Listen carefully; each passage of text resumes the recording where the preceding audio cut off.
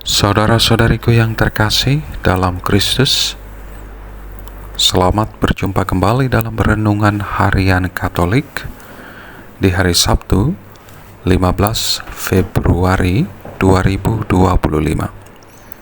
Pada hari ini kita akan bersama-sama mendengarkan dan merenungkan firman Tuhan dari Injil Markus bab 8 ayat 1 sampai 10.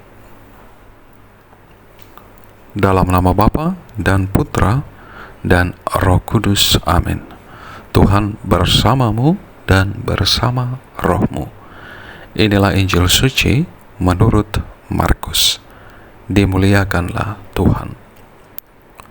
Pada waktu itu, ada pula orang banyak di situ yang besar jumlahnya, dan karena mereka tidak mempunyai makanan, Yesus memanggil murid-muridnya dan berkata, "Hatiku tergerak oleh belas kasihan kepada orang banyak ini. Sudah 3 hari mereka mengikuti aku, dan mereka tidak mempunyai makanan. Dan jika mereka kusuruh pulang ke rumahnya dengan lapar, mereka akan rebah di jalan, sebab ada yang datang dari jauh." Murid-muridnya menjawab, "Bagaimana di tempat yang sunyi ini orang dapat memberi mereka roti sampai kenyang?" Yesus bertanya kepada mereka, "Berapa roti ada padamu?" Jawab mereka, 7.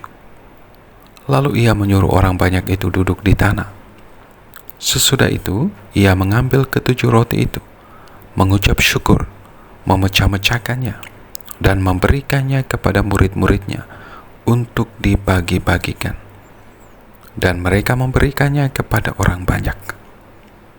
Mereka juga mempunyai beberapa ikan, dan sesudah mengucap berkat atasnya, ia menyuruh supaya ikan itu juga dibagi-bagikan. Dan mereka makan sampai kenyang. Kemudian orang mengumpulkan potongan-potongan roti yang sisa sebanyak 7 bakul. Mereka itu ada kira-kira 4.000 orang. Lalu Yesus menyuruh mereka pulang. Ia segera naik ke perahu dengan murid-muridnya dan bertolak ke daerah Dalmanuta. Demikianlah Injil Tuhan. Terpujilah Kristus. Saudara-saudariku yang terkasih dalam Kristus, hati merupakan pusat hidup setiap manusia. Kitab Amsal menegaskan, "Jagalah hatimu dengan segala kewaspadaan, sebab dari situlah terpancar kehidupan." Dari hati kitalah segala gerakan dimulai. Mata melihat sesuatu, namun bila hati belum menggerakkan, diri kita enggan bergerak. Sebaliknya, walau fisik kita lemah, lesu, dan lelah, namun semangat dari hati kita membara dan berkobar-kobar, kekuatan pasti akan berlipat ganda. Perikop Injil Markus yang kita dengar pada hari ini menegaskan bahwa hati Yesus tergerak oleh belas kasihan kepada orang-orang yang mengikutinya selama 3 hari sampai tidak mempunyai makanan. Saudara-saudariku yang terkasih dalam Kristus, melalui perikop Injil yang kita dengar pada hari ini, Tuhan Yesus mengajak kita untuk tidak cuci tangan, tidak mau tahu, tidak peduli terhadap kebutuhan orang lain. Kita diajak untuk peduli terhadap kesulitan, kebutuhan, dan penderitaan orang lain. Saudara-saudariku yang terkasih dalam Kristus, penggandaan roti yang dilakukan oleh Yesus terjadi karena iman dan ucapan syukur serta kerelaan untuk berbagi.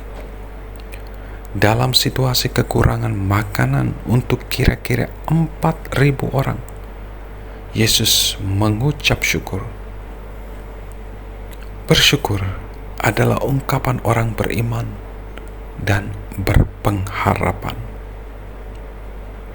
Bersyukur adalah ungkapan orang yang bisa mengucapkan terima kasih. Bersyukur adalah ungkapan orang yang terbuka dan mau berbagi, bersolidar dengan sesama.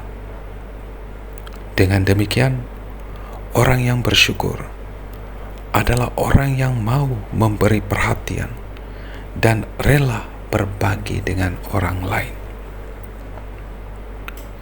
Saudara-saudariku yang terkasih dalam Kristus, maka janganlah kita heran bila orang-orang yang bisa bersyukur akan mendapat anugerah berlimpah. Mereka menerima bukan hanya untuk dirinya sendiri, tetapi menyadari bahwa ia menjadi penyalur rahmat Allah. Ia mau berbagi dengan yang lain, terlebih yang sungguh-sungguh membutuhkan. Saudara-saudariku yang terkasih dalam Kristus, semoga melalui perikop Injil yang kita dengar pada hari ini, kita pun semakin memiliki hati yang peka